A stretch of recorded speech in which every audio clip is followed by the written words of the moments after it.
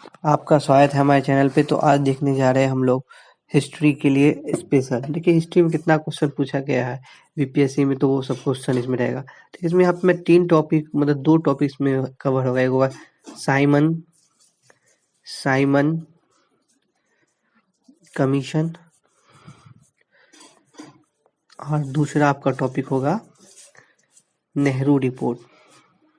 पूरा डिटेल्स होगा, हर एग्जाम में आपको ये उपयोगी होगा।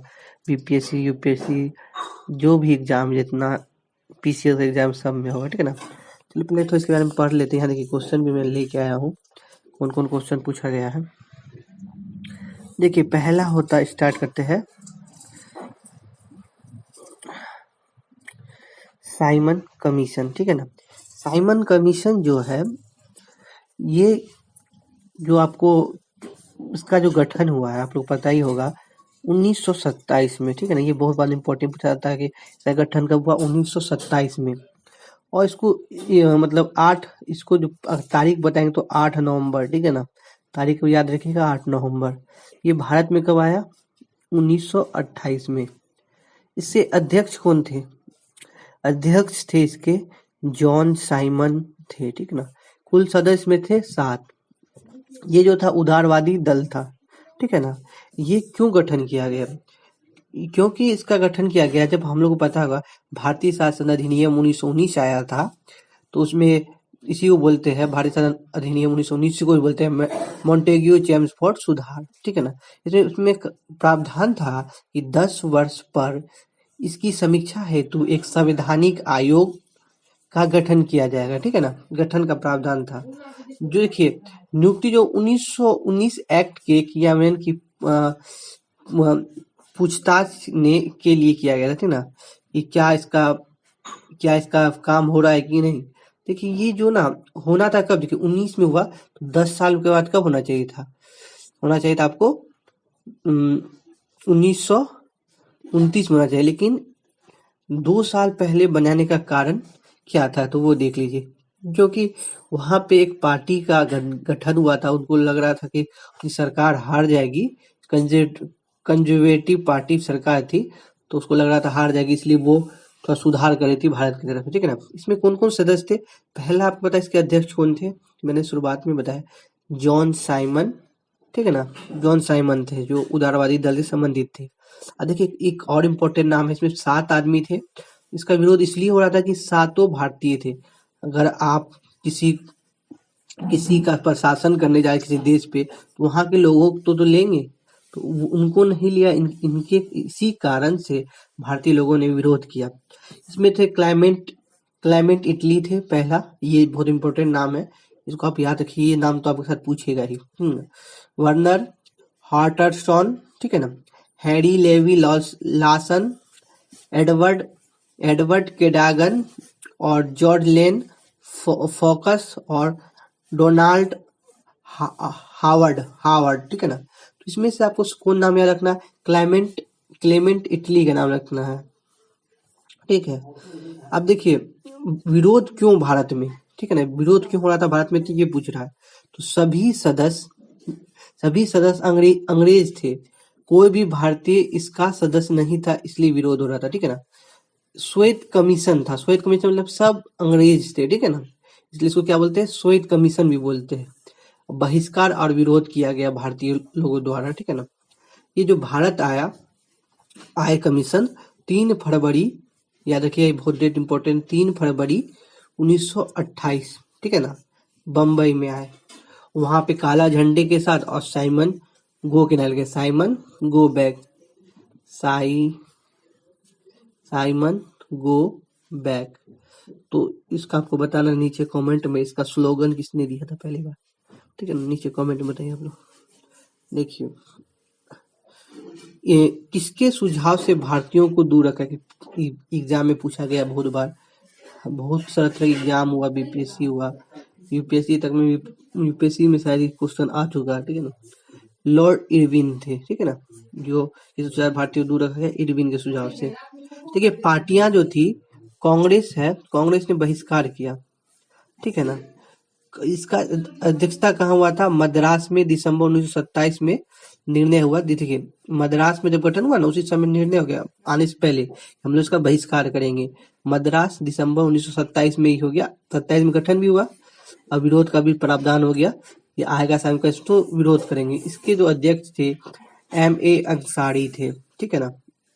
देखिए भारतीय नेताओं ने लगभग समग्र रूप से इसका विरोध किया, लेकिन कुछ जो नेता थे उन्होंने बहिष्कार नहीं किया, ठीक ना। ये पंजाब में संघवादियों ने, ठीक है ना, और दक्षिण भारत में जस्टिस पार्टी थी, उसने बहिष्कार नहीं किया। अब देखिए सबसे इम्पोर्टेंट जो एग्जाम में आता है, कोई भी एग्जाम में आपको ये देखने को मिलेगा बहुत ज्यादा, ठीक है। अभी तक पूछा नहीं गया है बहुत एग्जाम में, मतलब ये हम लोग के एग्जाम में, लेकिन पूछने की संभावना अब ज्यादा बढ़ जाएगा। एग्जाम का प्रवृत्ति चेंज हो चुका है, सब पुराना था कि आपका अध्यक्ष पूछता था और गठन कब हुआ ये पूछता था, लेकिन अब नया चेंज हो चुका है और क्वेश्चन भी मैं दिखाऊंगा आपको। तो ये पहला था, इसने प्रांतों में द्वैध शासन को उत्तरदायी सरकार द्वारा प्रांतीय प्रतिस्थापित करने की संस्तुति दी, मतलब ये सुझाव दिया था, ठीक है ना, कि प्रांतों में द्वैध शासन उत्तरदायी सरकार होना चाहिए और क्या द्वैध शासन को समाप्त करने का प्रावधान भी किया गया था, ठीक है। कि दो शासन में प्रांत को थोड़ा स्वायत्तता होना चाहिए, ठीक है ना। देखिए विधान परिषद के सदस्य में वृद्धि, विधान परिषद के सदस्य में क्या होना चाहिए, वृद्धि के साथ प्रतिनिधि प्रांतीय सरकार को समर्थन करना, ठीक है ना। उसकी संख्या में वृद्धि होना, प्रांतीय सरकार क्या होना चाहिए, समर्थन किया जाए, ठीक है। ये प्रांतीय स्वायत्तता, मतलब प्रांत को थोड़ा आजादी मिले, इसके लिए बात किया गया है, ठीक है ना। केंद्रीय शासन, जहाँ गवर्नर जनरल उसकी परिषद रहती थी, तो उसके लिए क्या प्रावधान सुझाव दिया था, तो वो देख लेते हैं, ठीक है ना। देखिए सबसे टॉप पे रहता है गवर्नर, उसका परिषद रहता है, ठीक है ना। जो अंग्रेज रहता है गवर्नर जनरल या वायसराय बोलिए, उसके साथ उसका परिषद रहता था, ठीक ना। केंद्र संसदीय उत्तरदायित्व अस्वीकार किया, जो केंद्र में ना उत्तरदायित्व सरकार मतलब कुछ जिम्मेदारी वाला हो तो वो अस्वीकार कर, देखिए अंग्रेज थे ना। कैबिनेट की नियुक्ति में गवर्नर जनरल पूर्ण अधिकार देने की बात की, कैबिनेट का जो भी नियुक्ति होगा, जो भी केंद्र में बनाएंगे, उसमें किसकी गवर्नर जनरल को क्या पूरा अधिकार दे दिया कि जिसको बना सकते हैं। उच्च न्यायालय पर भारत सरकार के पूर्व नियंत्रण वकालत की गई, मतलब भारत सरकार क्या, अभी भारत सरकार नहीं, मतलब अंग्रेज जो हम लोग पे शासन कर रहे थे, उसको क्या किया, पूर्ण नियंत्रण दे दिया किसको क्या बनाना है। अन्य प्रावधान भी कुछ थे, ठीक है ना, जैसे थे पृथक सांप्रदायिक निर्वाचन क्षेत्रों में प्रबंध एवं विस्तार का सुझाव दिया, मतलब वही जो 1909 में आप सुने होंगे, मुस्लिमों को सीट जो निर्वाचित कर पृथक निर्वाचन जो दे दिया गया था वही था, ठीक है। पृथक सांप्रदायिक निर्वाचन दे दिया गया, प्लस इसका विस्तार करना चाहिए और सब में होना चाहिए, सिख ईसाई सबको भी करना चाहिए। सार्वभौमिक वैश्य मताधिकार को अस्वीकार कर दिया, मतलब 18 वर्ष से जो कम उम्र के है, 18 वर्ष से ज्यादा है तो ऐसा कोई प्रावधान नहीं किया गया। उत्तर पश्चिम सीमांत प्रांत, जैसे इधर है ना प्रांत, भारत का जो इधर मैप है, तो यहाँ पे जो है, ठीक है ना, बलूचिस्तान के लिए बलूचिस्तान के लिए स्थानीय विधानमंडलों की स्थापना की सिफारिश की, ठीक है। सिंध को बम्बई, ठीक है ना, सिंध जो था उसको बम्बई और बर्मा को भारत से पृथक करने की मतलब बात किया। ब्रिटिश सेना को बनाए रखने के साथ साथ भारतीय सेना भारतीकरण की काम करने का मतलब प्रस्ताव रखा कि मतलब ब्रिटिश सेना भी रहेगा, उसके साथ भारतीय सेना को भी थोड़ा रखा जाएगा, ठीक है। डॉक्टर भीमराव अंबेडकर ने साइमन कमीशन के साथ काम करने के लिए बम्बई विधान परिषद द्वारा नियुक्त किया गया। याद रखिएगा, डॉक्टर भीमराव अम्बेडकर को साइमन कमीशन के साथ कार्य करने के लिए कहाँ उन्हें नियुक्त किया गया था, बम्बई विधान परिषद द्वारा उन्हें नियुक्त किया गया था। अब देखिए यहाँ पे कुछ है, इसने संघवाद की अवधारणा को अंगीकृत किया किंतु कर्मिक क्रियान्वयन प्रस्तावित था, मतलब बोला हम संघवाद देंगे लेकिन कर्मिक होगा, अब धीरे धीरे करके हम आप लोग को देंगे, ठीक है ना। अब देखिए भारत में साइमन कमीशन एक बार आया है, 2 बार आया है। एग्जाम में पूछेगा जैसे वास्को डी गामा कितनी बार भारत आया, तो आपको इसको कमेंट में बताना, ठीक है। देखिए साइमन कमीशन ना 2 बार भारत का दौरा किया। एक बार आपको पता ही है 3 फरवरी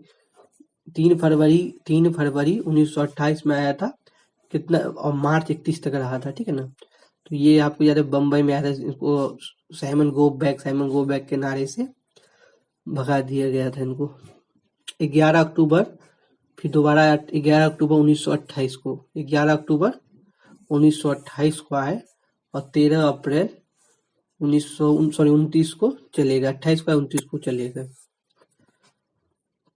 अब देखिए प्रतिनिधि शासन, जैसे प्रतिनिधि शासन जो है ना ब्रिटिश प्रांत है और देसी रियासत है ना, इसको शामिल कंजल्टेटिव काउंसिल ऑफ ग्रेटर इंडिया की स्थापना किया गया, ठीक है ना। 1900 स्थापना किया गया, इसमें कौन कौन था, conservative council of greater India की स्थापना किया गया, इसमें थे ब्रिटिश प्रांत और देसी रियासत के लोग प्रतिनिधि शासन कर रहे थे, ठीक है।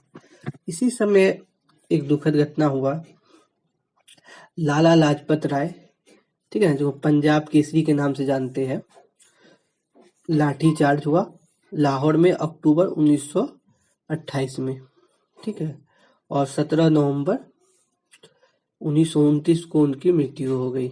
याद रखिए 1885 से 1928 तक, 28 में उनकी मृत्यु हुई, 17 नवंबर 1928 में। मरने से पहले कथन कहा था उसने, मेरे ऊपर किए गए लाठियों का एक एक प्रहार ब्रिटिश सरकार के ताबूत को आखिरी कील साबित होगा। क्या कहा था, मेरे ऊपर किए गए लाठियों का प्रहार ब्रिटिश सरकार को ताबूत की आखिरी कील साबित होगा, एक एक करके जो लाठी चार्ज हुआ उन पे, ठीक है ना। इसको पहले देखते तो पहले थोड़ा नीचे जाते हैं, ठीक है ना, पहले देख लेते नेहरू रिपोर्ट, उसके बाद आपको समझ आएगा। देखिए साइमन कमीशन जो आया था, आपको पता है 1928 में, 3 फरवरी 1928 में, प्रत्युत्तर में नेहरू रिपोर्ट आया 1928 में ही आया, ठीक है ना। अब देखिए भारत क्यों आया, बनाया गया नेहरू रिपोर्ट, सुनिए।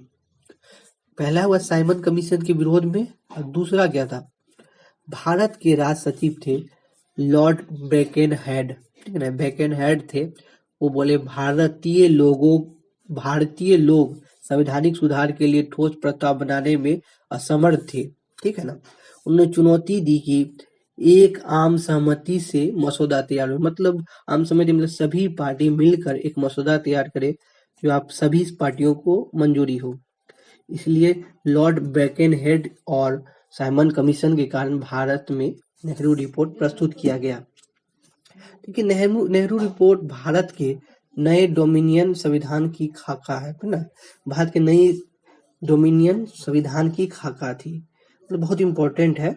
इसमें देखिए सदस्य कितना थे, साइमन कमीशन में पता 7 सदस्य थे, इसमें 9 सदस्य थे, ठीक है ना, 9 सदस्य थे, रुकिए दिखा देते आपको। देखिए नेहरू रिपोर्ट जो आया 1929 में, पहले आपको याद रखना है, एग्जाम बहुत बार पूछा था कि जवाहरलाल नेहरू या मोतीलाल नेहरू अध्यक्ष थे, ठीक है ना, कंफ्यूजन बच्चे को बहुत करता है ये वाला। देखिए इसके अध्यक्ष जो थे मोतीलाल नेहरू थे, और जवाहरलाल नेहरू भी इससे संबंधित थे, ठीक है ना, वो क्या थे, सचिव थे। कितना हुआ, 2 हुआ ना। अब देखिए अन्य सदस्य, सर अली इमाम मुस्लिम प्रतिनिधि थे, शोएब कुरैशी मुस्लिम प्रतिनिधि थे, याद रखिए 2 मुस्लिम प्रतिनिधि थे, इंपॉर्टेंट है, सर अली इमाम और शोएब कुरैशी, ठीक है। तीसरा 4 हो गया, तेज बहादुर सप्रभु, सुभाष चंद्र बोस, एम.एस. अने और माधव श्री हरि अने, ठीक है, इसी को बोलते हैं माधव श्री हरि अने।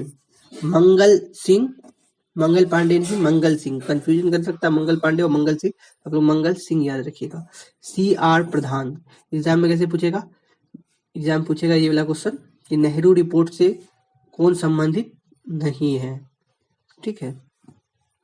अब देखिए यहाँ पे अब नेहरू रिपोर्ट थोड़ा देख लेते हैं। देखिए, सर्वदलीय समिति के अध्यक्ष मोतीलाल नेहरू, सचिव थे जवाहरलाल नेहरू, दो मुस्लिमों थे, ठीक है ना, सैयद अली इमाम, शोएब कुरैशी, सहित कुल 9 इस समिति में सदस्य थे। सर्वदलीय सम्मेलन, पहले सम्मेलन बुलाया गया, ठीक है, फरवरी 1928 में। इसके अध्यक्ष थे डॉक्टर M.A. अंसारी। अध्यक्ष कौन थे? Doctor M.A. अंसारी। ये अगस्त, देखिए फरवरी 1928 में बुलाया गया और बहुत ही जल्दी अगस्त 1928 में रिपोर्ट प्रस्तुत कर दिया गया। सर्वप्रथम भारत के लिए औपनिवेशिक स्वराज की मांग की थी। सर्वप्रथम भारत के लिए औपनिवेशिक स्वराज की मांग की, पहली बार स्वराज की मांग की गई थी, ठीक है ना। देखिए, प्राथमिकता क्या दिया था? मोतीलाल नेहरू ने मार्च 1926 में सेंट्रल लेजिस्लेटिव असेंबली में भारत के लिए औपनिवेशिक स्वराज, जिसको बोलते हैं डोमिनियन स्टेट, हेतु निर्माण, ठीक है ना, निर्माण में एक प्रतिनिधि कॉन्फ्रेंस की मांग की थी। इसी के विरोध में बाद में सुभाष चंद्र बोस और जवाहरलाल नेहरू ने एक अलग पार्टी बनाई थी, मैं इसके बाद बताऊंगा आपको। इसमें अन्य सदस्य आप बता देते, तेज बहादुर सरप्रभु और जयंकर, ठीक है ना। नेहरू रिपोर्ट के अध्यक्ष कौन थे? ये आपको नाम ही से बता चुके हैं आप। देखिए इसमें प्रावधान क्या था, एग्जाम में जो सबसे भूलने वाला और सबसे इम्पोर्टेंट जो होता है प्रावधान होता है किसी भी रिपोर्ट मतलब समिति का। भारत में संवैधानिक व्यवस्था आए, ठीक है ना। पहला बात क्या, डोमिनियन स्टेट, अधिराज की दर्जा। मतलब डोमिनियन स्टेट क्या होता है कि हमको थोड़ा जितना हो सके हमको स्वायत्तता मिले, ठीक है ना, हमारे कार्य करने में उतना स्वायत्तता हमको चाहिए। स्वायत्तता मतलब हुआ मुझे आजादी, ठीक है ना, आजादी, जितना काम करने में आजादी चाहिए। अल्पसंख्यकों हेतु आरक्षित स्थानों के लिए संयुक्त निर्वाचन क्षेत्र हो, ना कि पृथक निर्वाचन हो, ठीक है ना। इसी को मुस्लिम लीग ने बाद में अस्वीकार कर दिया। अल्पसंख्यकों के लिए आरक्षित सीट तो कुछ मिले लेकिन सभी उसमें वोट डाले। और पृथक निर्वाचन होता है क्या कि उसी सदस्य के लोग वोट डालते हैं, तो उसको पृथक निर्वाचन कहते हैं। मौलिक अधिकारों का प्रावधान किया गया, सब पहली बार मौलिक अधिकारों का प्रावधान किया गया, ठीक है ना। और आईएनसी का जो हुआ था कराची अधिवेशन 1931 में, इसके अध्यक्ष थे सरदार वल्लभ भाई पटेल। उसमें मौलिक अधिकार का इस प्रावधान को पास किया गया था, आप लोग पता ही वजह से। देखिए, भाषाई प्रांतों का समर्थन किया गया कि भाषा के आधार पे प्रांत बनना चाहिए, जो बाद में 1953-55 में आपको देखने को मिला। धर्म निरपेक्ष राज, मतलब किसी धर्म को प्राथमिकता नहीं दिया जाएगा, ठीक है ना, राज्य का कोई धर्म नहीं होगा, इसी को धर्म निरपेक्ष राज कहते हैं। मुसलमान सांस्कृतिक और धार्मिक हितों की पूर्ण सुरक्षा सुनिश्चित होगी, ठीक है ना। केंद्र और राज्य में उत्तरदायी सरकार होगी। जैसे साइमन कमीशन क्या बोला था, केंद्र में हम उत्तरदायी सरकार नहीं देंगे, सिर्फ राज्य में देंगे, तो ये याद रखिएगा। भारतीय संसद में प्रतिनिधि सभा में 500 सदस्य और सीनेट में कितना होना चाहिए, 200 सदस्य। और सबका चुनाव कैसे होना चाहिए, देखिए वैध मताधिकार से होना चाहिए। और देखिए ब्रिटिश सरकार जो है ना, ब्रिटिश सरकार नियुक्त गवर्नर जनरल को करे, ठीक है ना, हमको कोई दिक्कत नहीं, आप गवर्नर जनरल नियुक्त कीजिए, लेकिन भारतीय राजस्व से भुगतान किया जाए, ठीक है, ये भी सही है। लेकिन केंद्रीय कार्यकारी परिषद की सलाह पर कार्य करेगा। किसकी सलाह पर? केंद्रीय कार्यकारी परिषद, जो केंद्र में हो ना सरकार, उसकी सलाह पे कार्य करेगा।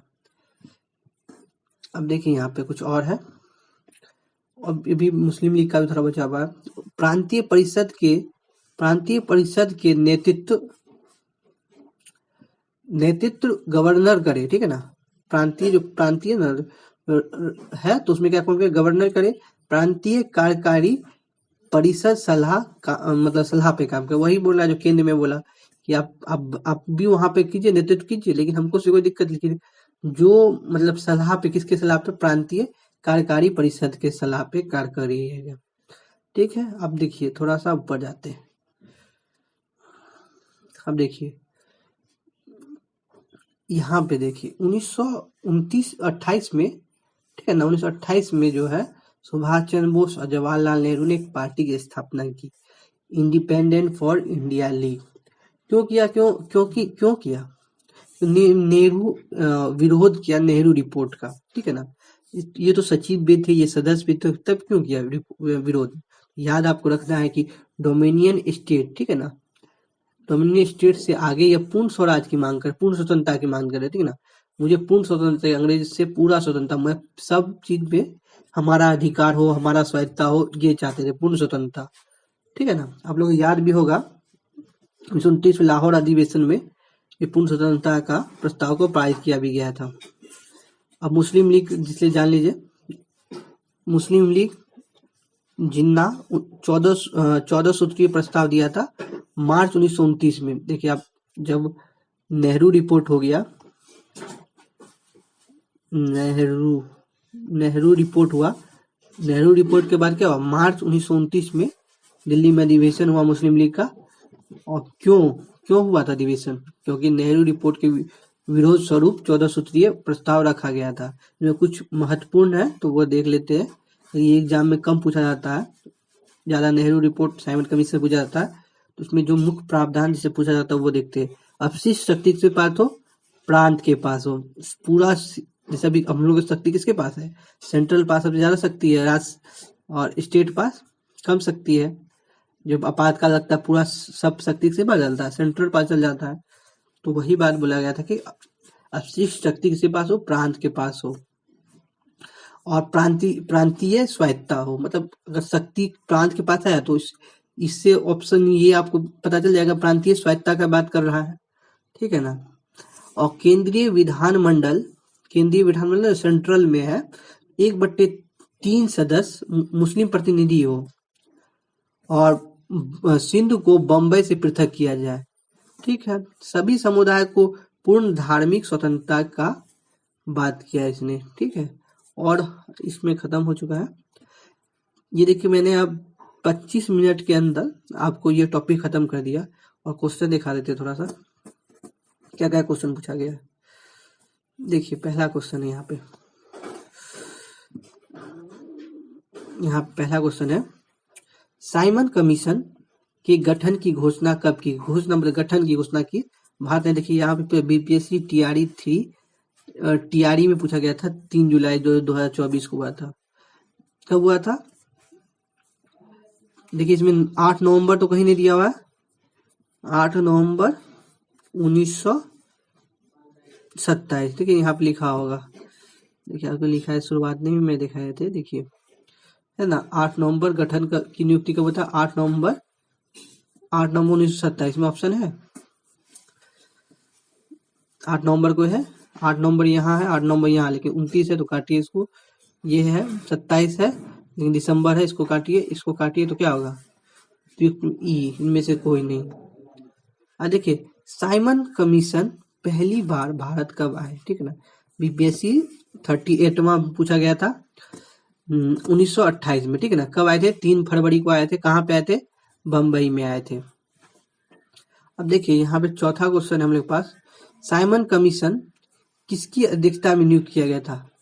क्लेमेंट इटली, या एडवर्ड कैडोगन, या हैरी लेवी लॉसन? आपको याद रखना है सर जॉन साइमन के अध्यक्षता में किया गया था, ठीक है। अब आगे देखते हैं। तो रिसेंटली 65वां बीसी में पूछा गया था एग्जाम में। अब देखिए 2 क्वेश्चन बहुत इंपॉर्टेंट इधर ही पूछा गया, नेहरू रिपोर्ट और से साइमन कमीशन से।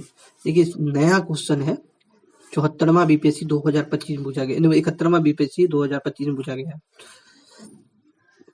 देखिए घुमा के थोड़ा पूछा गया लेकिन आप लोग बन जाएगा। किस कमीशन ने सभी राजनीतिक समूह और दलितों के मतलब दलों के किसी भी भारतीय सदस्य को शामिल न करने की बेचैनी पर बल दिया? देखिए फिर से क्वेश्चन बताते हैं, किस कमीशन ने सभी राजनीतिक समूह और दलों के किसी भी भारतीय सदस्य को शामिल न करने की कारण बेचैनी का बल दिया? वहां भारतीय सदस्य नहीं था, इसी कारण बेचैनी दिया, तो आपको पता ही है, बताइए इसका। Simon commission. यहाँ देखिए आप, रिक्त स्थानों को पूर्ति कीजिए। नेहरू रिपोर्ट की अध्यक्षता में एक कमेटी द्वारा तैयार किया गया। इसका विषय क्या था? देखिए इसमें पहले आप लोग ना किसकी अध्यक्षता में, देखिए मोतीलाल नेहरू, ये दोनों आएगा, दो नाम आएगा। देखिए देख सकते हैं ना, तो काट दीजिए। ठीक है, बोलिए ना, आपको फंसाने के लिए ये नाम दे देता है, जवाहरलाल और मोतीलाल। जवाहरलाल नेहरू थे? नहीं थे। जवाहरलाल नेहरू अध्यक्ष थे? नहीं थे। तो ऑप्शन क्या होता है? देखिए 56वां बीपीएससी में, 59वां बीपीएससी में पूछा गया सवाल है 2014 में भी। ठीक है ना। देखिए यहाँ पे आपको क्वेश्चन होगा, ये मोतीलाल नेहरू, ये क्या था? भारत में संवैधानिक व्यवस्था बनाने के लिए था। ठीक है। अगर आपको ये वीडियो कैसा लगा बताइएगा। हिस्ट्री का आपको डर खत्म हो जाएगा अगर आप मेरा टॉपिक वाइज देखिएगा। मैं बनाना आज से शुरू कर दिया हूँ हिस्ट्री का, तो आपको कहीं जाने की जरूरत नहीं है। आप कोई भी एग्जाम का देख लीजिए, अब पूरा विस्तृत जानकारी देते हैं कि क्यों आया, कैसे आया। ठीक है ना। खाली आपको फैक्ट याद नहीं कराते हैं। मिलेंगे एक नई वीडियो में।